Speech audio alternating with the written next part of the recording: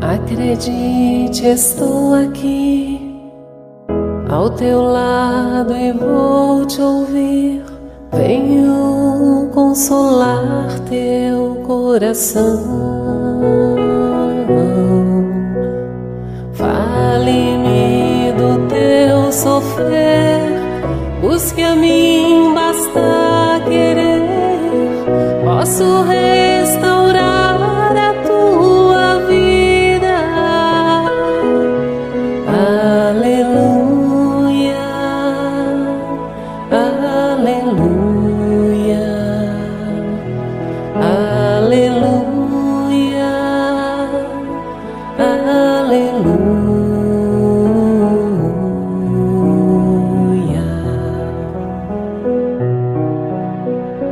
Homens fracos, creio em mim, toda dor há de ter fim.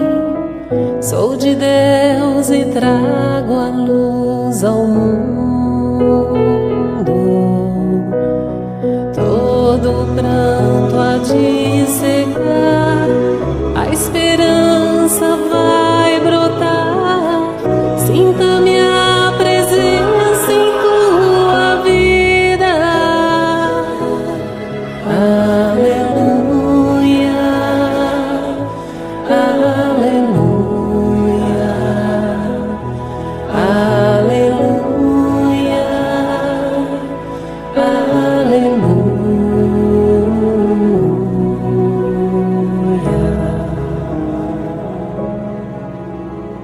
Sou o Cristo Consolador, mensageiro do amor. Junto a mim encontrarás abrigo. Nas tormentas e na dor, não desistas, lá estou. Trago a esperança, sou amor. Aleluia, aleluia, aleluia, aleluia.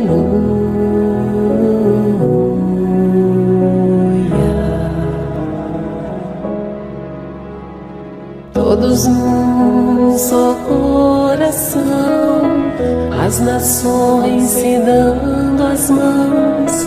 Somos todos filhos do Senhor. Sai o ódio, entra o amor, vai a guerra, nasce a flor. Então cantaremos aleluia, aleluia, aleluia, aleluia, aleluia.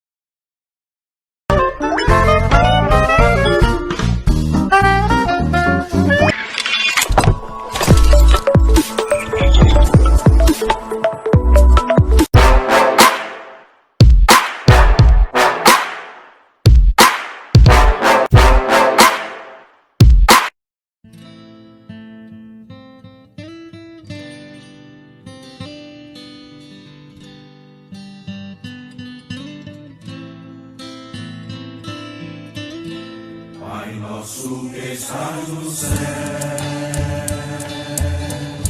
ouve nossas orações. Venha a nós o reino teu, Senhor, pois é grande esse teu amor, pra melhor te servir e louvores te dar. És a paz do mundo, és o pão da vida que alimenta a multidão.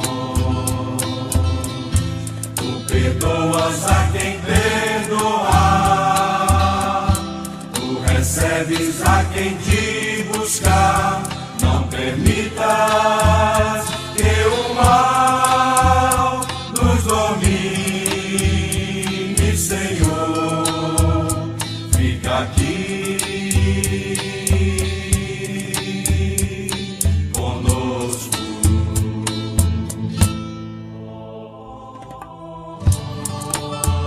Pai nosso que estás no céu, ouve nossas orações.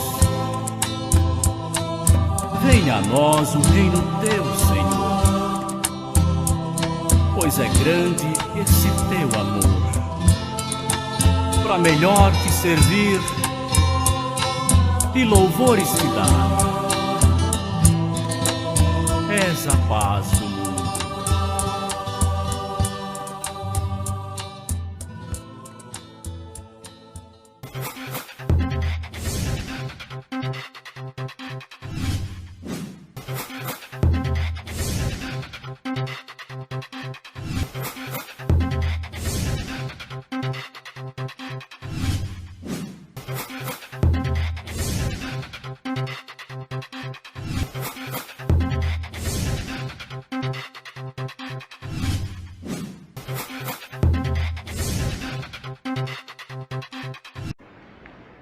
Olá, estamos aqui mais uma vez, eu, Lucielma e Tovar Alexandre, diretamente do Herme, para o nosso programa Conversando sobre a Doutrina Espírita. Em nosso programa, nós fazemos o estudo do Livro dos Espíritos, trabalhando 3 questões por vez. Antes de nós iniciarmos com o exórdio que Tovar fará, eu gostaria de lembrar a todos que o Herme situa-se no estado de Pernambuco, na cidade de Santa Cruz do Capibaribe, e nós funcionamos com uma equipe totalmente formada por voluntários. Aqui todos os tratamentos são gratuitos e é uma satisfação para todos nós, Tovar, receber cada um de vocês. Aqueles que já são pacientes, já conhecem a nossa casa, nós lembramos que estamos com nossas atividades a todo vapor, funcionando sempre aos sábados, com atendimento ao público a partir das 10 horas da manhã. Ao meio-dia nós temos as nossas palestras, que também acontecem semanalmente, e em seguida os tratamentos. Aqueles que desejam nos conhecer, que precisam de apoio e amparo espiritual, podem nos procurar a partir das 10 horas, munidos de documentação pessoal, para que possa fazer sua fichinha, ter as orientações acerca do atendimento e passar por uma consulta com um dos nossos médicos espirituais que trabalham com os nossos médiuns receitistas. No mais, dizer que é sempre uma satisfação receber cada um e cada uma de vocês aqui e que estamos sempre prontos para esse acolhimento, com muito amor no coração e muita confiança no trabalho que essa casa desenvolve. Nós também temos uma parceria com o Centelha Divina, da cidade de Arco Verde, onde nossos médicos atendem quinzenalmente. Então, aqueles que são lá do sertão, próximos à região de Arco Verde, também podem procurar esse atendimento e esse apoio na Casa de Oração Centelha Divina. Agora eu convido Tovar para que possa fazer o exórdio do nosso programa de hoje. Eu farei a leitura do Evangelho segundo o Espiritismo, capítulo 16, item 8, Desigualdade das Riquezas. A desigualdade das riquezas é um dos problemas que inutilmente se procurará resolver, desde que considere-se apenas a vida atual. A primeira questão que se apresenta é esta: Por que não são igualmente ricos todos os homens? Não são por uma razão muito simples, por não serem igualmente inteligentes, ativos e laboriosos para adquirir, nem sóbrios e previdentes para preservar. É, aliás, ponto matematicamente demonstrado que a riqueza repartida com igualdade, cada um daria uma parcela mínima e insuficiente. Supondo essa repartição, o equilíbrio em pouco tempo estaria desfeito pela diversidade dos caracteres e aptidões, que, supondo-a possível e durável, tendo cada um somente com quem viver, o resultado seria o aniquilamento de todos os grandes trabalhos que concorrem para o progresso e o bem-estar da humanidade, que, admitindo desse ela uma necessidade já séria, não haveria um aguilhão que impele os homens às grandes descobertas e aos empreendimentos úteis. Se Deus a concentra em certos pontos, é para que aí se expanda em quantidade suficiente de acordo com as necessidades. Nós precisamos ter bastante cuidado e observarmos as palavras dos Espíritos com um olhar de equidade. Ele fala de desigualdade, mas nós não podemos comparar ou colocar igualdade e equidade junto na mesma, com o mesmo peso, vamos dizer assim. Nós observamos que nós somos usufrutuários dos bens de Deus. Então, por essas palavras, nós observamos que não há nenhuma analogia, não há nenhuma animosidade, não há nenhum ponto negativo perante Deus àqueles que concentram grandes riquezas. O que os Espíritos dizem é que essa concentração de riqueza, ela deve servir para frutificar. Essa concentração de riqueza, ela não pode servir a uma única pessoa. Essa concentração de riqueza, ela não pode ser dada para o único usufruto pessoal ou daquela família.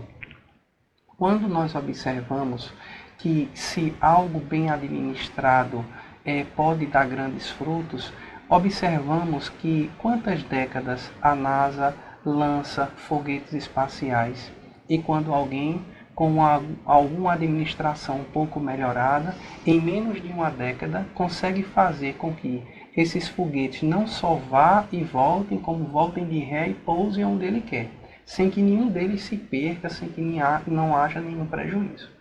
Então, nós observamos que essa administração é quem vai fazer a diferença.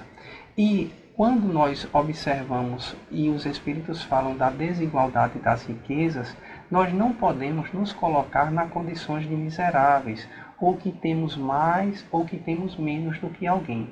Porque todos nós temos algo a doar para alguém, nem que seja o nosso tempo, nem que seja o nosso ouvido, nem que seja uma palavra amiga. Então, de alguma maneira, nós somos ricos em peculiaridades, em condições análogas à evolução de cada um, mas nós sim temos o que dar.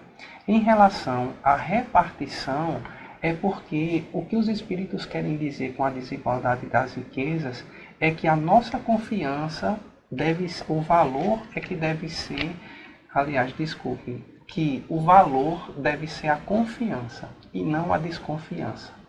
Por que o valor tem que ser a confiança? Imagine que todos nós decidamos correr ao banco e pegar todo o dinheiro que nós temos lá. Simplesmente não tem papel para imprimir todo o dinheiro. A gente acredita que o nosso dinheiro vai estar lá e no dia que a gente precisar, a gente vai sacar esse dinheiro. Se ao entrarmos no avião, fôssemos pedir ao piloto toda a documentação de manutenção da aeronave, se o brevet dele está em dia, dizer a ele, teste os motores antes, os freios estão bons. Então, se a desconfiança for valor, a gente não caminha. A confiança é que precisa ser o valor. Então, se a confiança precisa ser valor, aqueles aos quais foram confiados a Deus a riqueza, precisam valer essa confiança e trabalhar em prol da comunidade. E aí, com relação a essa fala de Tovar, eu estava lembrando aqui que a cada um de acordo com as suas necessidades, não é, Tovar? E também é algo que é importante que a gente sempre discute, que é a questão de que a prova da riqueza é muito mais séria, né, do que a prova da pobreza, porque você tem ali muitos bens que lhe são confiados e que, a partir do que ele acabou de nos explanar, né, não devem servir apenas para o seu usufruto, de sua família, mas sim para o coletivo, né? E muitas vezes isso é muito difícil de ser compreendido e colocado em prática. Então, fica aqui a partir do exórdio, desde já, um puxão de orelha a cada um de nós para essas reflexões iniciais. Nós, no nosso estudo de hoje, estamos no livro 2º, capítulo 6º, tratando das questões referentes à lembrança da existência corporal. Hoje trabalharemos as questões de número 315, 316 e 317. Sobre elas nós temos: aquele que deixou trabalhos de arte e de literatura, conserva pelas suas obras o amor que tinha quando vivo? Segundo sua elevação, ele os julga sob outro ponto de vista e frequentemente condena aquilo que mais admirava. E aí a resposta, a princípio, pode nos parecer estranha, né? Como um artista, como alguém de uma sensibilidade que produziu, né, determinadas obras das quais muito se orgulhava, pode, ao desencarnar, não ter mais por ela o apreço que tinha, né? Como? Por que isso mudaria tão rápido? E aí, novamente, a gente retoma aquela explicação de que aqui, enquanto encarnados, a nossa perspectiva, a nossa capacidade de compreensão, de visão e de entendimento, ela é extremamente limitada, né? Nós somos limitados em todos os aspectos, a começar pela questão física, que muito nos limita, né? Quando desencarnamos, muito nos é desvelado, nós passamos a ter, geralmente, uma visão mais ampliada. Obviamente que isso tem relação com as condições em que nos encontramos, não é? Porque, dependendo de como se dá esse desencarne, dependendo de como a gente consegue lidar com essa situação, é que nós vamos ter acesso ou não a determinadas visões, compreensões. Quando isso acontece, a gente já tem um certo grau de elevação, né, vai entender que aquilo que aqui, com todas essas limitações, nós conseguimos produzir, era ainda muito inicial, muito primário, né? E vai também ter a possibilidade de se deparar com outras produções artísticas no plano espiritual que são extremamente mais primorosas, mais acabadas, mais bem elaboradas do que aquelas que a gente encontra aqui no plano terrestre, em virtude de todas as limitações das quais já comentei. Então, é por isso que aqui os espíritos vão nos dizer que ele condena aquilo que mais admirava, porque geralmente vai lhe parecer algo muito arcaico, né? E que no plano espiritual, à medida que esse espírito se eleva, ele tem acesso, né, a produções artísticas muito mais refinadas, né? À medida que ele se eleva, também se elevam as possibilidades que ele tem de apreciar e de conviver com essas produções. Então é possível que isso aconteça, não por desdém, não por orgulho, mas simplesmente porque aquele espírito vai ter acesso, né, a obras, vamos dizer assim, de uma qualidade muito superior. E com isso também, né, o seu refinamento na sua capacidade de observação, de apreciação dessas obras artísticas. Sim, se nós temos um olhar terrestre a essas questões, nós podemos imaginar que os autores de grandes peças teatrais, dos grandes musicais, dos Shakespeare e de todas essas grandes obras que, como disse Lucy, podemos nos orgulhar da construção delas, se observarmos Jesus com a parábola do semeador, a parábola do mal rico, a parábola do bom samaritano, poderíamos imaginar Jesus cobrar direitos autorais por essas parábolas ou se orgulhar de em algum momento tê-las dito para alguém, porque quando nós pensamos em Jesus, Nós pensamos em Jesus um ser de tamanha evolução que aquilo que o maior cientista domina hoje no que diz respeito a todas as ciências, no que diz respeito ao eletromagnetismo, magnetismo, ondas cósmicas, ele já dominava isso há 2000 anos atrás e arrumou uma maneira de nos dizer isso daquela forma, porque era a forma que o povo daquela época iria compreender. Então, da mesma maneira que Jesus hoje não cobraria direitos autorais e não se orgulha daquelas parábolas, quando voltamos ao plano espiritual e percebemos que aquilo que foi feito foi um grande feito para a época e que nos dias atuais já não faz mais tanto sentido assim, ou não é motivo que possamos nos orgulhar, mesmo que aquilo tenha gerado um aprendizado e despertado bons sentimentos. E aí, na questão de número 316, pergunta se o espírito se interessa ainda pelos trabalhos que se executam sobre a Terra, pelo progresso das artes e das ciências. Isso depende de sua elevação ou da missão que pode ter que desempenhar. O que vos parece magnífico, frequentemente, é bem pouca coisa para certos espíritos. Admiram-na como o sábio admira a obra de um escolar. Eles examinam o que pode provar a elevação dos espíritos encarnados e seus progressos. E aí é uma continuidade, né, porque também se refere às artes e às ciências, e se os espíritos vão ainda se interessar por essa execução. Então, como a gente também sempre dialoga, ao partir, né, ao retornar ao plano espiritual, os espíritos geralmente, obviamente, isso tem relação também, novamente, com sua elevação, vão se interessar por aquilo que pode ter uma representatividade, ter uma importância muito significativa para a evolução do coletivo, né, do todo.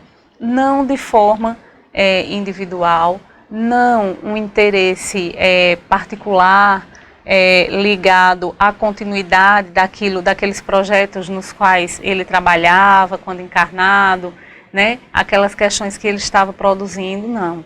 É muito para além disso, né? Precisa também de nós um exercício para essa compreensão, para a gente entender, né, que com essa possibilidade de evolução, a gente também se possibilita outros olhares, outra compreensão, que precisa ser mais abrangente, mais coletiva, e que muitas vezes determinados projetos nos quais a gente pode ter se envolvido durante toda uma existência na Terra, de repente não tem mais o significado que tinham outrora.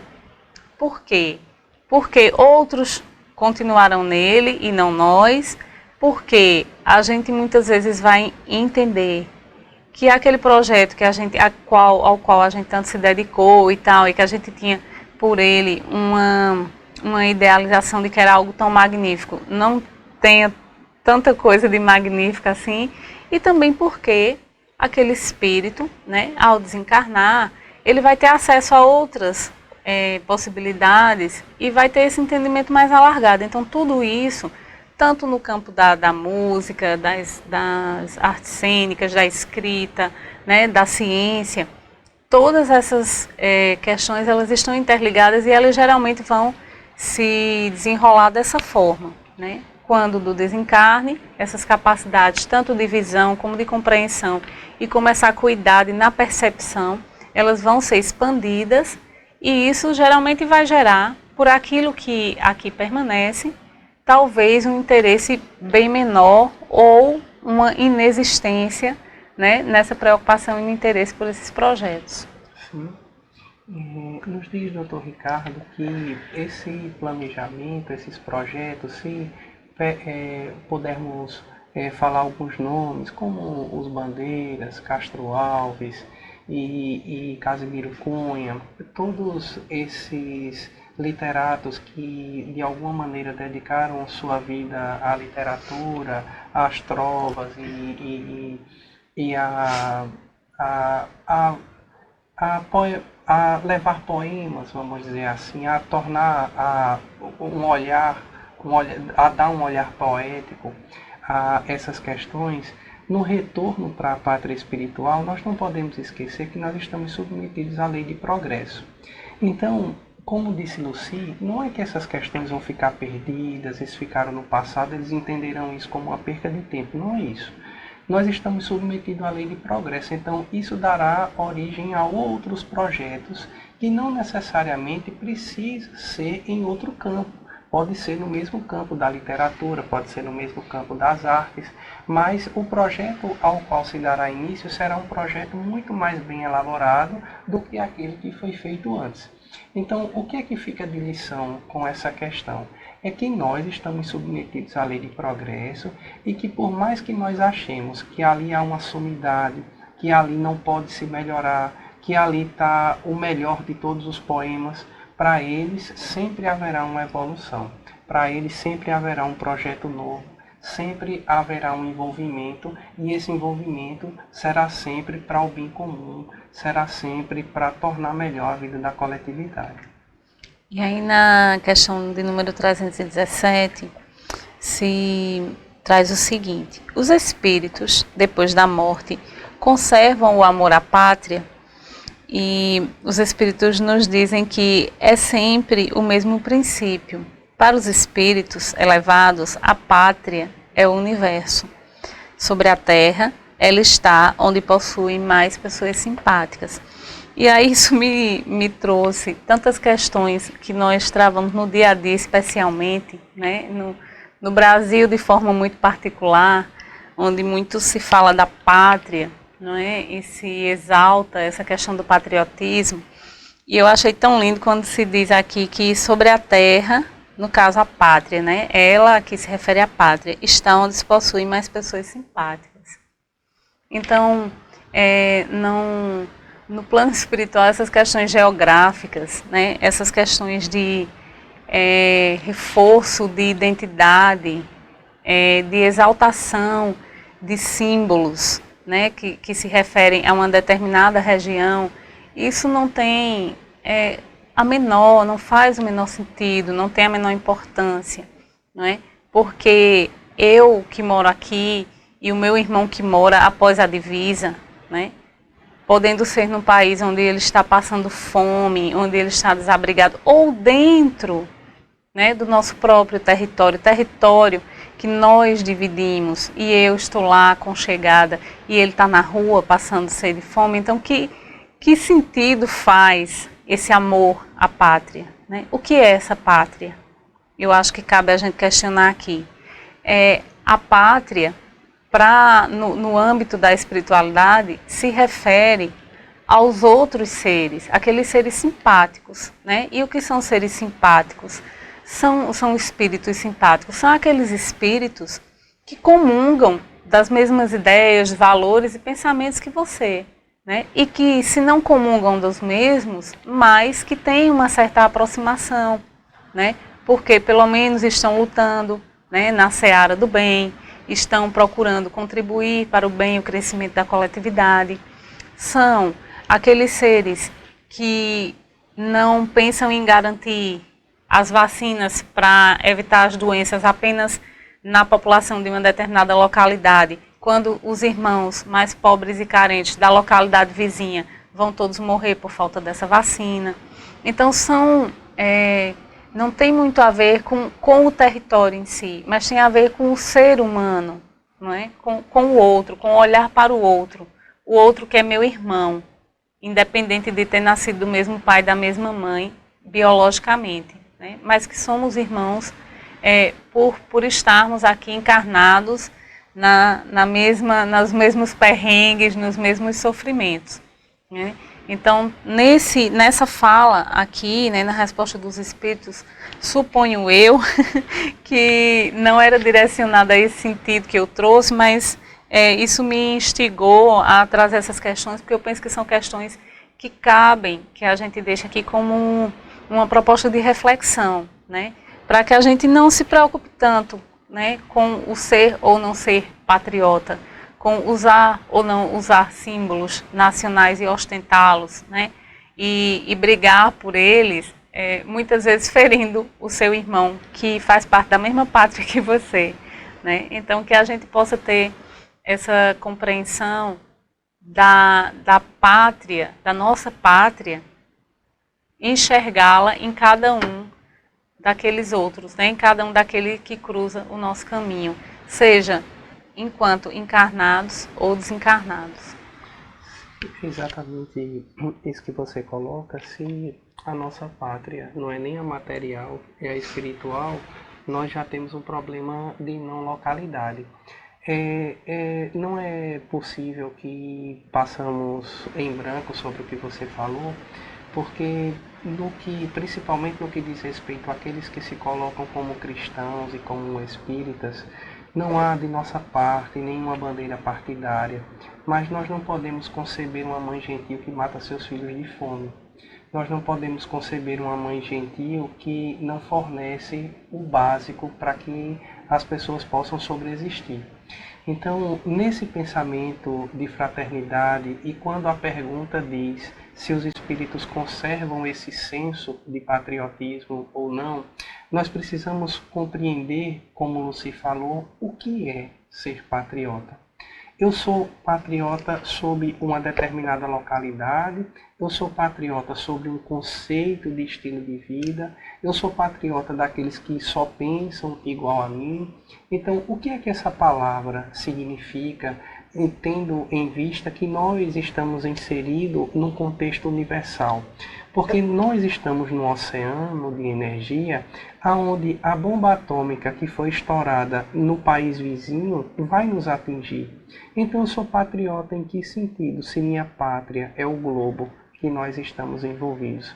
Eu perguntava ao Dr. Ricardo a questão dessa animosidade e o que é que diz respeito, porque muitas vezes refere-se um pouco de que não vamos deixar tomar a nossa liberdade, e refere-se a coisas que a gente fica meio sem conseguir entender onde é que estão indo buscar determinados argumentos diante da catástrofe que nós estamos vivenciando.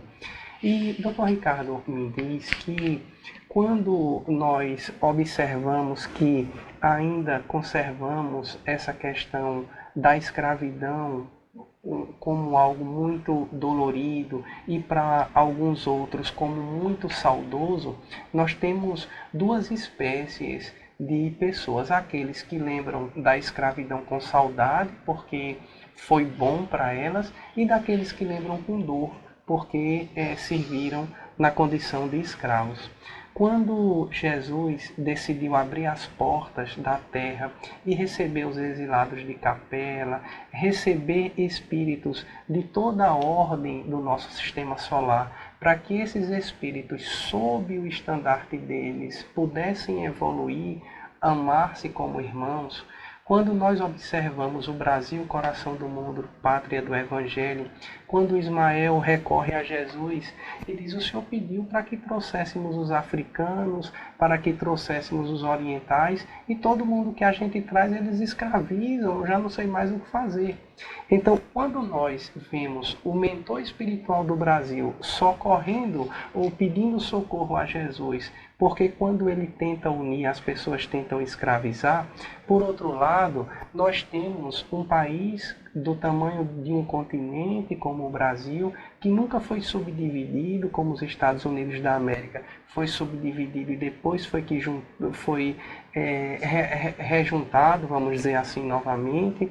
Então, nós temos uma dinâmica de funcionamento aqui no Brasil que nós não podemos ter em outras pátrias as nossas diretrizes.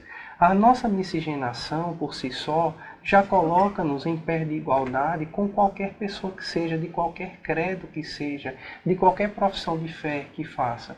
Então é importante que, antes de pensarmos no verde e amarelo, no vermelho, no azul, no preto, no que quer que seja, que nós possamos nos enxergar como irmãos. Que nós possamos observar se o que vai ser feito vai ser bom para o todo. Porque se bandido bom é bandido morto, ou se os bandidos precisam cada vez estar mais aglomerados e ter menos chances de serem ressocializados, por que quando o nosso filho erra, nós não imprimimos os mesmos castigos aos nossos filhos, se somos justos? Então é importante que nós possamos enxergar naquele outro que erra o nosso filho, o nosso irmão, que se não formos nós a darmos a oportunidade da ressocialização, quem é que dará? Se não formos nós a confiar, mesmo que não possamos estimá-los, mesmo que não possamos ter por eles sentimentos de irmandade, de fraternidade, porque sabemos que podem de alguma maneira abusar de nossa confiança, mas é importante que nós possamos dar uma segunda chance, porque Jesus nos ensinou uma prece que diz: perdoai os nossos pecados de acordo com o que nós perdoamos a quem nos tem ofendido. Então nós estamos na condição de sermos perdoados à medida que perdoarmos. E aqueles que não são cristãos, aqueles que não professam, a fé espírita, a nada de nossa fala se refere, mas aqueles que se dizem seguidores do Cristo, aqueles que têm em Jesus o guia e modelo, precisam guardar aqueles 2 mandamentos que Jesus nos deu: amar a Deus acima de todas as coisas e ao próximo como a nós mesmos. E aí a gente não podia encerrar de forma melhor hoje, né, após essa reflexão do Tovar, e terminando aí com as orientações do nosso mestre Jesus, nosso modelo e guia. E é a partir dessa frase que ele finaliza que a gente convida a todos para que nesse sentido nós possamos fazer a nossa prece de encerramento, agradecendo a Ele, né? Nosso Pai tão bondoso, que tanto nos abençoa, o amparo e a proteção. Rogamos, Pai, que estejais sempre ao nosso lado, que esteja sempre a soprar nos nossos ouvidos, que nós possamos ouvi-lo de forma atenta e obediente, como bons filhos que somos, seguindo no caminho do bem, amparando e protegendo aqueles que necessitam, sem jamais nos esquecer de que somos todos irmãos. Permanece conosco, hoje e sempre. Que assim seja.